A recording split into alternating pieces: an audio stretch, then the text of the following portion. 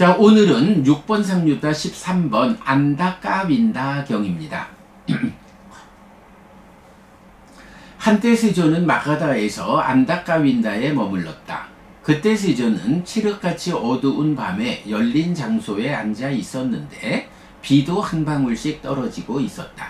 그때 사한바티 범천이 밤이 지날 무렵에 아름다운 모습으로 제따와나의 거의 전부를 빛나게 하면서 세존에게 왔다. 와서는 세존에게 절한 뒤 한곁에 섰다. 한곁에 선 사한바티 범천은 세존의 곁에서 이 개성을 말했다. 외딴 거처를 수용해야 합니다. 족쇄에서 풀려나기 위해 유행해야 합니다. 만약 거기서 육회를 얻지 못한다면 사띠하여 자기를 보호하면서 상가에 머물러야 합니다. 탁발을 위해 집에서 집으로 유행하는 자, 기능을 보호하고 신중하고 사띠하는 자는 외딴 거처를 수용할 수 있습니다. 두려움에서 풀려난 자는 두렵지 않음에서 해탈할 것입니다. 칠흑같이 어두운 밤에 섬뜩한 파충류들이 있고 하늘은 번개가 번쩍이고 천둥이 치는 곳에 비구는 소름 끼치지 않은 채 앉아 있습니다. 참으로 진정으로 저는 이것을 보았습니다. 전해 들은 것이 아닙니다. 한 번의 범행을 통해 1000명이 죽음에서 벗어났습니다. 500을 넘는 유학이 있고 열을 10조각으로 내어 다시 열이 있으니 모두 예류자여서 축생으로 가지 않습니다.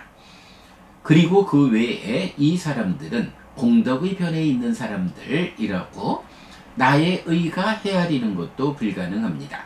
거짓을 말하는 자에게 타책의 두려움이 있습니다. 라고. 자, 안다까윈다 경인데, 안다까윈다는 이제 마가다에 있는 어떤 지역 이름이겠죠. 자, 안다까윈다에 부처님이 머무실 때, 사한바티 범천이 이제 부처님한테 찾아오죠. 그리고는 폼나게 부처님 앞에서 개성을 말하죠. 자, 요거. 외딴 거처를 수용해야 합니다. 족쇄에서 풀려나기 위해 유행해야 합니다.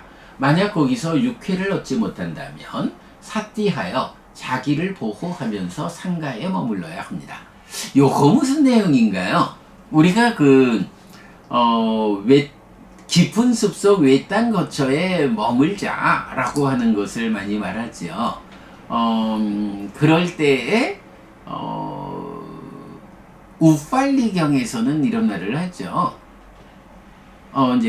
기본적으로 이제 깊은 숲속 외딴 거처는 비구의 의를 훔친다, 마음을 훔친다. 요런 문제를 이제 제시하는데 우팔리경에서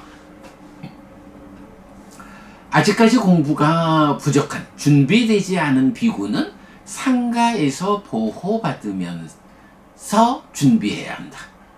이럴 때 준비라는 게 뭐냐 하면 삼매를 성취하는 거죠. 자, 그래서 이제 보면 이 경도 외딴 거처를 수용해야 한다.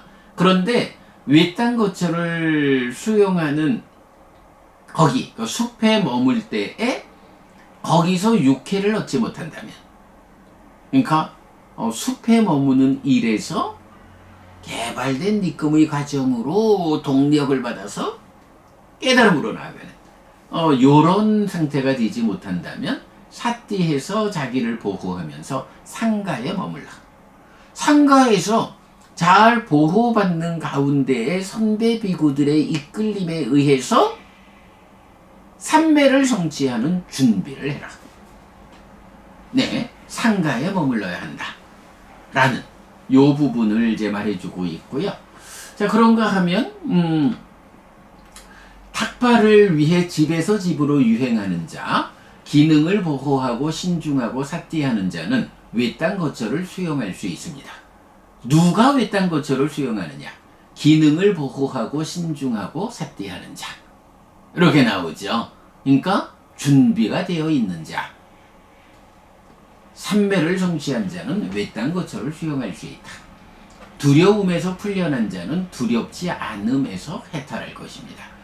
두려움에서 풀려났다. 두렵지 않음이라는 것은 두렵지 않다라는 존재 상태. 이런 얘기죠. 척격으로 나오고 있어요. 자, 찰흙같이 어두운 밤에 섬뜩한 파충류들이 있고 하늘은 번개가 번쩍이고 천둥이 치는 곳에 이런 두려운 이런 곳에 비구는 소름 끼치지 않은 채 앉아 있습니다. 여기 뭔가요? 이렇게 막 어두운 밤에 파충류들이 있고 하늘이 번개가 번쩍이고 천둥이 치고 이러면 사람들이 두렵잖아요. 준비되지 않은 비구가 깊은 숲속 외딴 거처에 가서 공부하겠다고 마음만 앞서서 들어가면 이렇게 밤에 파충류가 있고 번개가 번쩍이고 천둥이 치면 소름이 끼쳐가지고 앉아는 있어도 소름 끼치는 가운데 그 두려움으로 공부가 진행되지 못한다는 거죠. 그런데 앞에서 말하는 이런 준비된 비구는 어때요? 소름 끼치지 않은 채 앉아 있습니다. 잘 준비되어서 산매에 들어가지고 깜깜한 밤에 파충류들이 번개가 천둥이 이런 두려운 상황이 있어도 거기에서 안으로 잘 단속되어 있기 때문에 소름 끼치지 않아. 마음의 평온이 평정을 잃지 않고 앉아서 산매를 닦고 있어. 이런 얘기죠. 참으로 진정으로 저는 이것을 보았습니다. 전해 들은 것이 아닙니다. 한 번의 범행을 통해 1000명이 죽음에서 벗어났습니다. 이거 뭐 전해 들은 게 아니고 직접 봤는데 한 번의 범행을 통해 1000명이 죽음에서 벗어났습니다. 이게 무슨 말인지는 잘 모르겠어요. 다만 이제 범행, 브라흐마짜리야 라고 하는 이 범행이 뭔가요? 부처님의 역할이 법을 설하고 범행을 드러내는 거잖아요.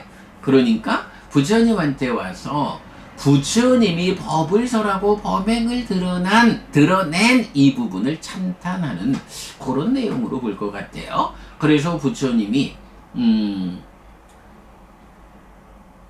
한 번의 범행을 이게 다시 봐야겠다. 이게 한 번의 범행인지 한 사람의 범행인지 한 사람의 범행이라고 요 한번 제가 다시 살펴보겠습니다. 그러니까 어쨌든 부처님을 찬탄하는 자리, 부처님께서 범행을 드러내셨을 때, 열애가 출현했을 때 요런 의미인 것 같아요. 그러면 1000명이 죽음에서 벗어났다.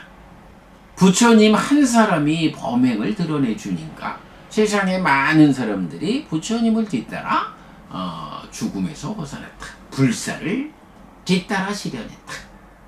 500을 넘는 유학이 있고 열을 10조각으로 내어 다시 열이 있으니 뭐 유학이 500이 넘는다.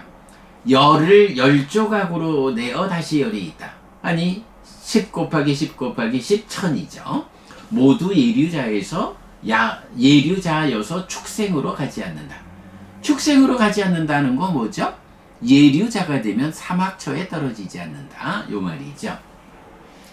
말하면 이제 여기는 유학, 이래서 벗어남의 영역에 들어선 성자죠. 말하자면 깨달음을 겨냥한 사람들, 그래 되죠. 그런가 하면 그 외의 사람들은 공덕의 편에 있는 사람들. 공덕이라는 개념은 일단 높은 하늘로 올라가는, 그러니까 하늘을 겨냥한 사람들. 부처님 제자로서 가르침에 의지해서 삶을 향상하지만 아직 벗어남의 영역에 들어선 성자의 반열에 오르지 못한 사람들, 깨달음을 겨냥한 자들에 들어서지 못한 이 사람들을 우리가 알기로 하늘을 겨냥한 사람들, 이렇게 부처님 말씀하시죠. 그래서 그 외에 이 사람들은 공덕의 편에 있는 사람들, 하늘을 겨냥한 사람들이라고 내 마음이 헤아리는 것도 불가능합니다. 뭐 얼마나 많은지 불가능하다, 요 말이겠죠.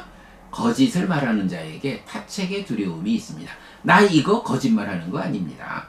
내가 전해 들은 말 아니고 내가 직접 본 겁니다. 라고 사함파티 범천이 부처님에게 와서 부처님을 찬탄하는 개성을 읊었다. 안다 까빈다 에서. 그래도 이제 요런 개송도 사실은 뭐 쉽지 않은 개송인데 우리가 보자. 맞지마니까야 4번이 되나 6번이 되나 그 깊은 숲속 외딴 거쳐.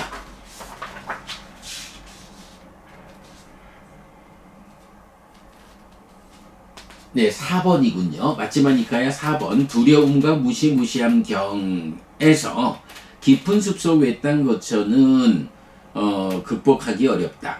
삼매를 얻지 못한 비구에게 숲은 의를 빼앗는다. 그리고 앙구타라니까야 열에 모음 99번 우팔리경. 오라 우팔리여 그대는 상가에 머물러라. 상가에 머무는 그대에게 편안함이 있을 것이다. 라고 삼매를 얻을 때까지는 상가에서 보호받고 준비하며 머물 것을 안내합니다.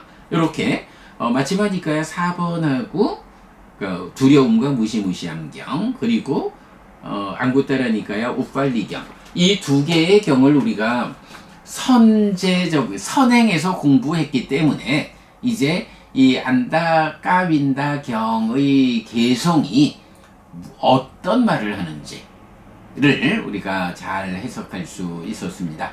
조금 번역이 어색한 부분은 제가 나중에 좀 다시 좀 다듬어 가지고 수정해 놓도록 하겠습니다. 네, 여러분. 오늘도 부처님의 언어로 부처님의 가르침을 독성하면서 하루를 잘 시작했습니다. 잘 시작한 오늘 하루 여러분 내내 편안하시고 이익과 행복을 쌓는 시간 되시기 바랍니다. 함께 해주셔서 고맙습니다. 여러분 행복하십시오.